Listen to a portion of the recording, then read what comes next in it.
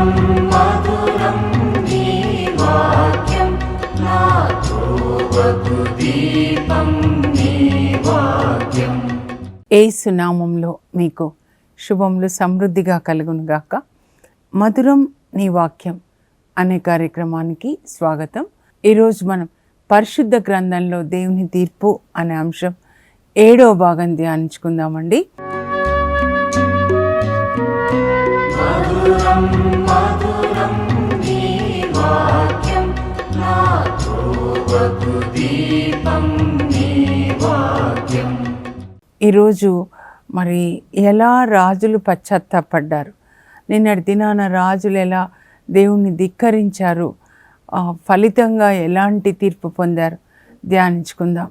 అయితే పశ్చాత్తాపడిన రాజులు కూడా ఉంటారండి.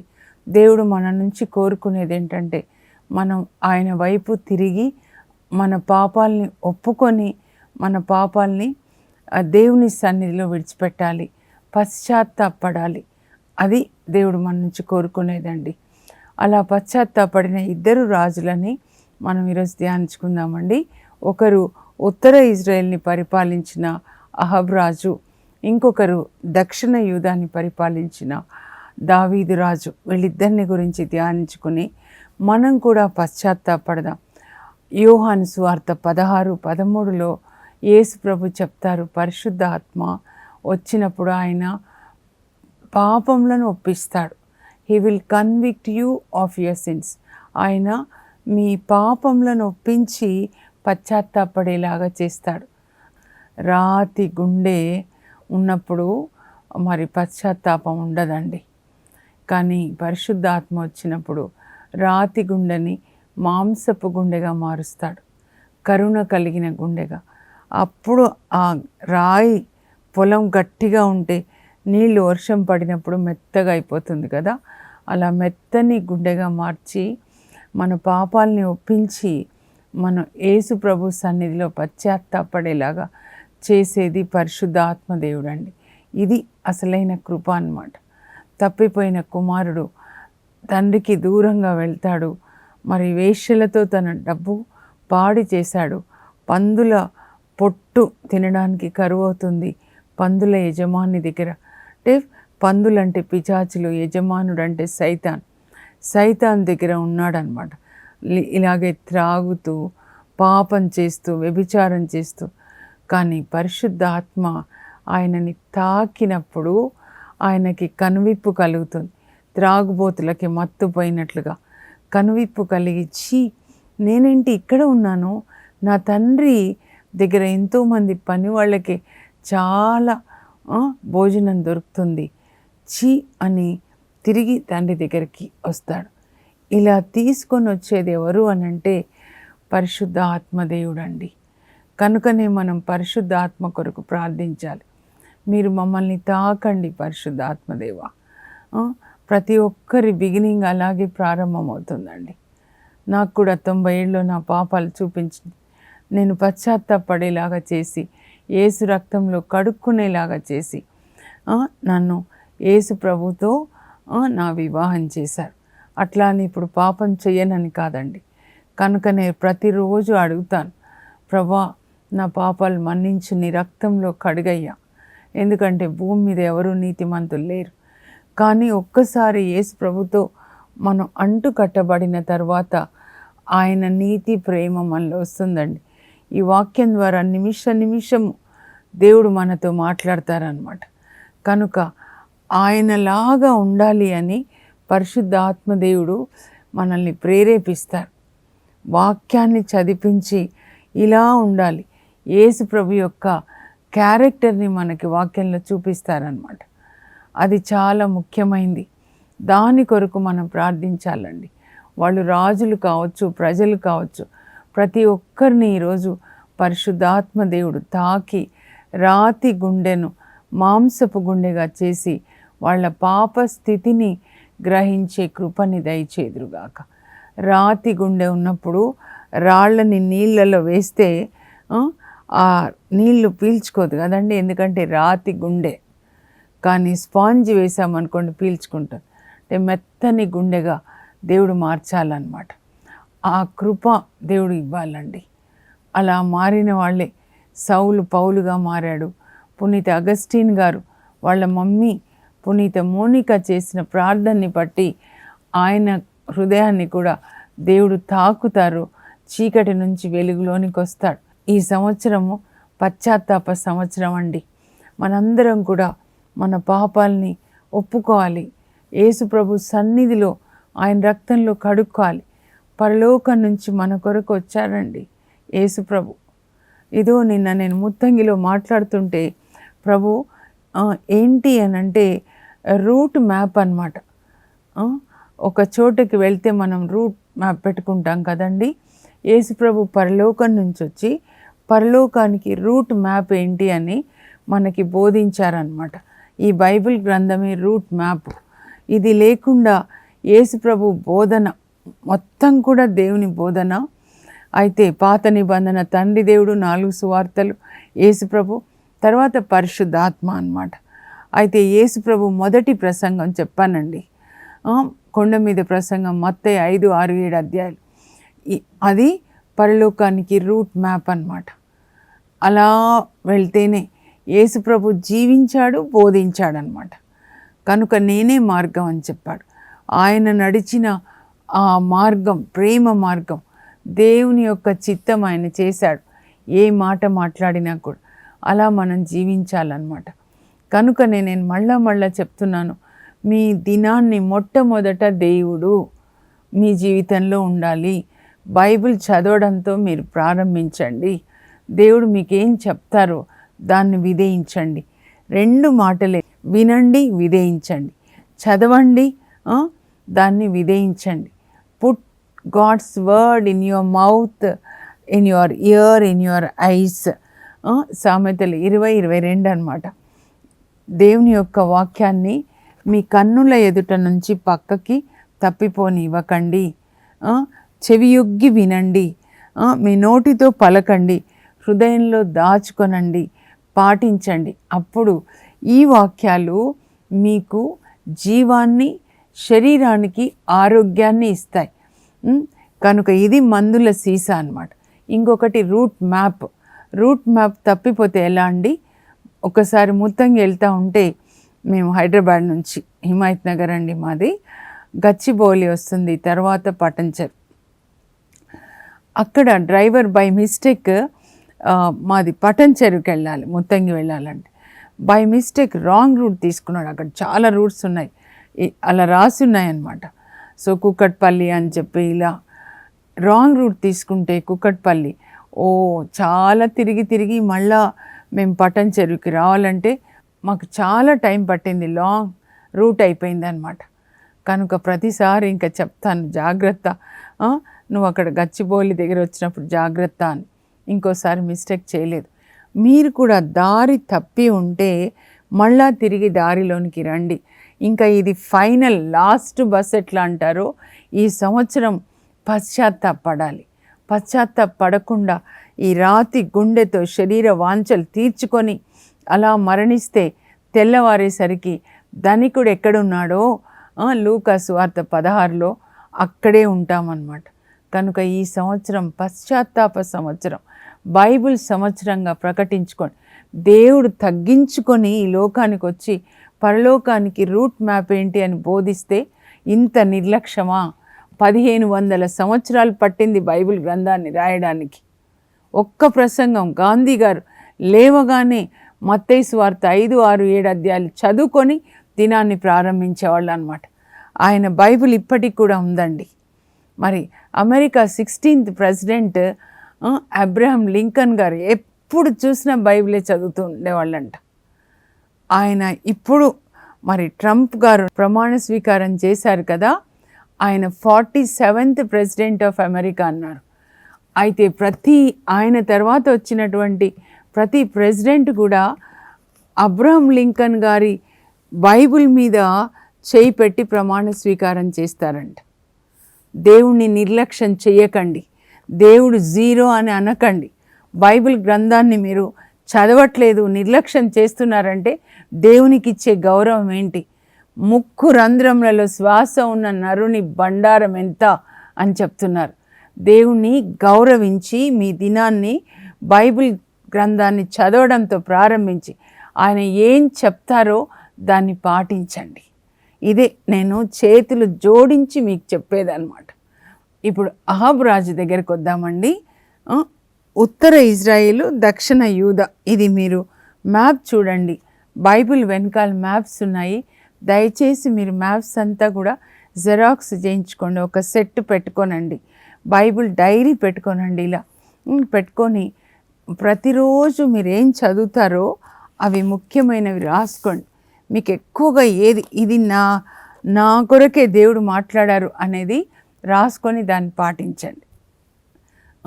అయితే ఉత్తర ఇజ్రాయెల్ని పరిపాలించిన 19 మంది రాజుల్లో అందరూ మర్డరర్స్ అండి, హంతకులు, విగ్రహారాధకులు, యూసర్పర్స్ అంటే దోపిడీగాండ్లు అనమాట.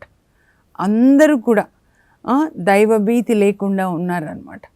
అయితే అందరిలోకి ఇంకా దుష్టుడు ఎవరు అని అంటే అహాబు రాజు అని చెప్తారు. ఆయన భార్య మాట విని ఆయన కాని పనులు చేశాడని.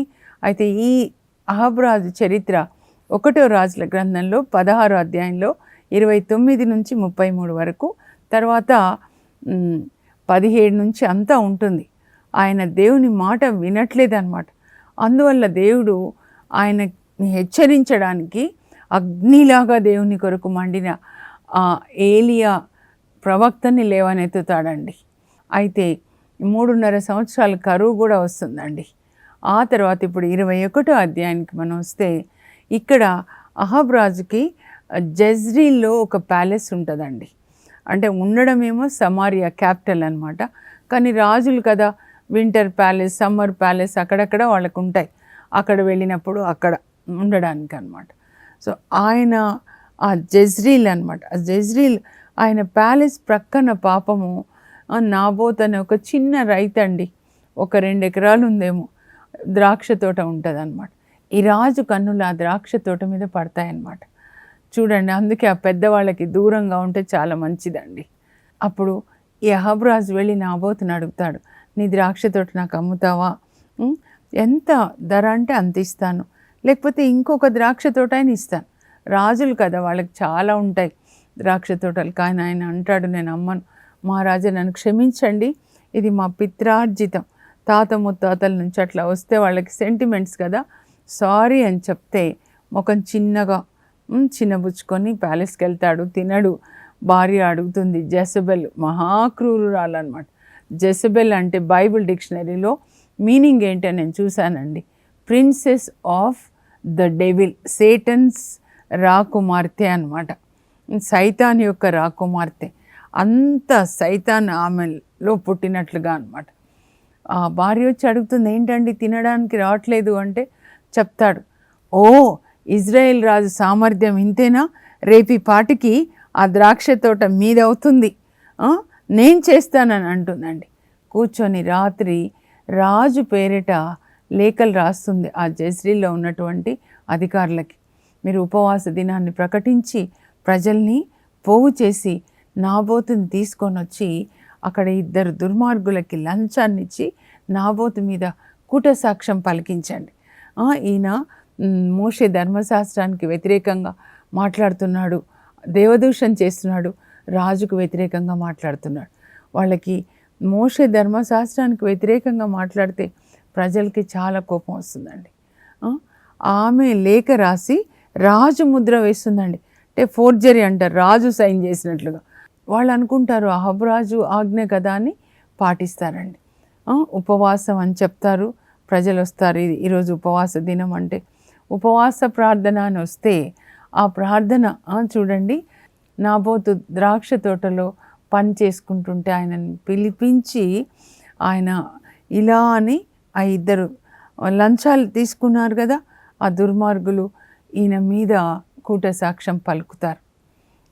దేవుణ్ణి దూషిస్తున్నాడు, మోషే ధర్మశాస్త్రానికి వ్యతిరేకంగా మాట్లాడుతున్నాడు, రాజుకు వ్యతిరేకంగా అని వాళ్ళకి ఆవేశం వచ్చే అంతగా అబద్ధాలు చెప్తారండి. దుష్టశక్తులు లోపల ఉంటే ఆ అబద్ధాలు అట్లా చెప్తారనమాట. అప్పుడు వాళ్ళకి ఎంత ఆవేశం వస్తుందంటే ఆయనని ఆయనను రాళ్లతో కొట్టి చంపేస్తారు. పాపం పిల్లలు వస్తారు, మా నాన్న అని. ఏంటండి ఇదే, భార్య వస్తుంది, వాళ్ళని పిల్లల్ని కూడా చంపేస్తారండి. అప్పుడు ఆయన అట్లా చనిపోతే పాపము ఆయన రక్తం ఇలా పారుతుంటే కుక్కలు వచ్చి ఆయన రక్తాన్ని నాకుతాయి. ఎవ్వరు వీళ్ళకి రాజును ఎదిరించరు, వీళ్ళ పక్షాన ఉండరు. కానీ న్యాయాధిపతి అయిన దేవుడు చూస్తాడు పరలోకం నుంచి. అప్పుడు ఇంకా ఆ తర్వాత ఏం జరుగుతుందంటే జెజబెల్ వెళ్ళి అహబ్రాజుతో చెప్తుంది, నాబోతు ద్రాక్ష తోట మీదే ఇంకా వెళ్ళి ఆక్రమించుకోండి. ఏమైంది అని అడగాలి కదా, ఏమీ అడగడు. వెళ్ళి ద్రాక్ష తోటలో ద్రాక్ష గుత్తులు చూస్తాడు, అబ్బాయి ఎంత బాగుంది, ఎంత అందంగా ఉంది అని. అప్పుడు ఏలియా వచ్చి, ఇదిగో దేవుని యొక్క మాటను ఆలకించు, దేవుని తీర్పు నీ మీదకి ఎలా వచ్చిందో చూడు. నీవు ఒక అమాయకుడిని చంపి ఆయన ద్రాక్ష తోటను ఆక్రమించుకున్నావు కదా, దేవుడు నీ వంశాన్ని నాశనం చేస్తా అని చెప్తున్నారు. నీ బంధువులు ఎవరైనా పట్టణంలో చనిపోతే కుక్కలు పీక్కొని తింటాయి, పొలంలో చనిపోతే రాబందులు పీక్కొని తింటాయి. నీ వంశంలో పుట్టిన మగవాళ్ళందరినీ నేను చంపేస్తాను. ఆ శాపం మగపిల్లల మీదకి వస్తుందని అందరినీ చంపేస్తాను. ఇంకా నీ భార్య ఆ జెజబెల్ కూడా, ఏ కుక్కలైతే నాబోతు రక్తాన్ని తాగాయో అవే కుక్కలు నీ రక్తాన్ని కూడా తాగుతాయి అని జెజబెల్కి దేవుని తీర్పు వస్తుందండి. ఎప్పుడైతే ఆ తీర్పుని వింటాడో ఏలియా ప్రవక్త నోటిలో నుంచి వణుకుతాడండి. ఇంటికి వెళ్ళి పశ్చాత్తాపడతాడు. ఆయనకి భయం వచ్చేస్తుంది అన్నమాట. పశ్చాత్తాపడి బట్టలు చించుకుంటాడు. చించుకొని గోనె ధరించి ఉపవాసం ఉంటాడు. నేల మీద గోనె ధరించినప్పుడు వాళ్ళు నేల మీద ఉపవాసం ఉండి దేవుణ్ణి క్షమించమని అడుగుతారనమాట. ఆ నేల మీదనే పడుకొని క్షమించమని అడిగి ఆ తర్వాత మెల్లగా అడుగులేస్తాడు. ఇంత శిక్ష వచ్చింది, మీ వంశాన్ని రూపుమాపుతాను, నేను మీ మగపిల్లలందరినీ చంపేస్తాను.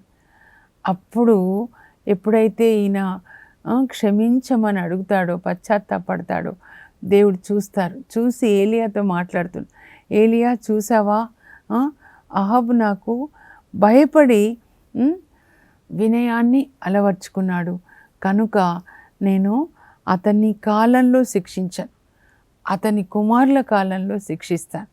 అంటే దేవుడు అహాబుని క్షమించారండి. మనం కూడా క్షమించమని అడగాలి. పరిశుద్ధాత్మ మనకు వస్తే తప్ప మత్తులో పెట్టేస్తాడు సైతాను.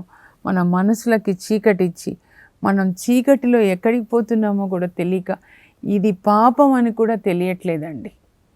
కుష్ఠ వచ్చిన వాళ్ళకి శరీరం మీద ఏమైనా వెళ్తే వాళ్ళకి తెలియదు, సెన్స్ ఉండదన్నమాట. అలాగే మనస్సాక్షి మరణించినప్పుడు ఇది పాపం అని కూడా తెలియదు అన్నమాట. కానీ మన మనస్సాక్షిని మళ్ళా జీవింపజేయాలి. యేసుప్రభు రక్తం మనస్సాక్షిని కడగాలి, రాతి గుండె మాంసపు గుండెగా మార్చి మన పాపాల్ని మనకి చూపించి వాటిని మనం దేవుని సన్నిధిలో ఒప్పుకునే కృపని దేవుడు మనకి దయచేయాలి. ఏంటి పాపం అని అడుగుతారేమో, దేవుని వాక్యానికి వ్యతిరేకమైన ప్రతిదీ పాపమేనండి. చట్ట ఉల్లంఘనమే పాపం. Breaking of the law is sin అంటారు 1 John 3:4 అన్నమాట. తర్వాత ఆ జెజబెల్ ఎలా మరణించింది అంటే 2వ రాజుల గ్రంథం 9వ అధ్యాయం అన్నమాట. 9వ అధ్యాయంలో జెహూ అనే ఇంకొక క్రూరమైన రాజు అండి. ఈ అహాబు వంశాన్ని నాశనం చేయడానికి దేవుడు ఆయనని ఏర్పరచుకుంటాడనమాట. జెహూ ఆయన ఇట్లా రథం మీద వస్తాడు, ఆ పైన ఉంటుంది అనమాట ఆమె. అహాబ్ మరణిస్తాడండి 1 రాజుల గ్రంథం చివరిలో యుద్ధానికి వెళ్ళి. అయితే ఆ జెహూ వచ్చేసి ఈమె పైన తన అంతఃపురంలో వాకింగ్ చేస్తూ ఉంటుంది వరండాలో అనమాట.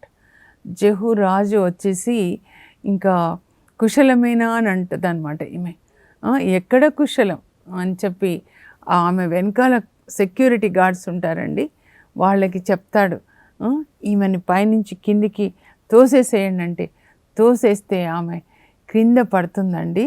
పడినప్పుడు ఆమె చిందిన రక్తము ఆ ద్వారాలకి, ఆ ప్యాలెస్ ద్వారాల మీద పడుతుందంట, డోర్స్ మీద. ఇంకా ఈయన ఎంత క్రూరుడంటే జెహూ ఆమె శవం మీద నుంచి గుర్రాన్ని తోలించి లోపల అంతఃపురంలోకి వచ్చి భోంచేస్తాడు. తర్వాత సేవకులకి చెప్తాడు, ఆమెను సమాధి చేయండి, ఎంతైనా రాజకుమార్తె కదా, ఎంత మరి క్రూరురాలైనా కూడా. అయితే వాళ్ళు వచ్చి చూసి చెప్తారు, ఆ రక్తాన్ని నాకేస్తాయి, ఆమె శరీరాన్ని తినేస్తాయి, ఏం మిగలలేదు సమాధి చేయడానికి, ఒక స్కల్లు, కాళ్ళు చేతిలో కొంచెం ఎముకలు ఉండిపోతాయని చెప్తారు. ఆమె చేసిన హింస దైవ జనులను చంపించేస్తుందండి. ఎంతమందిని చంపించిందో.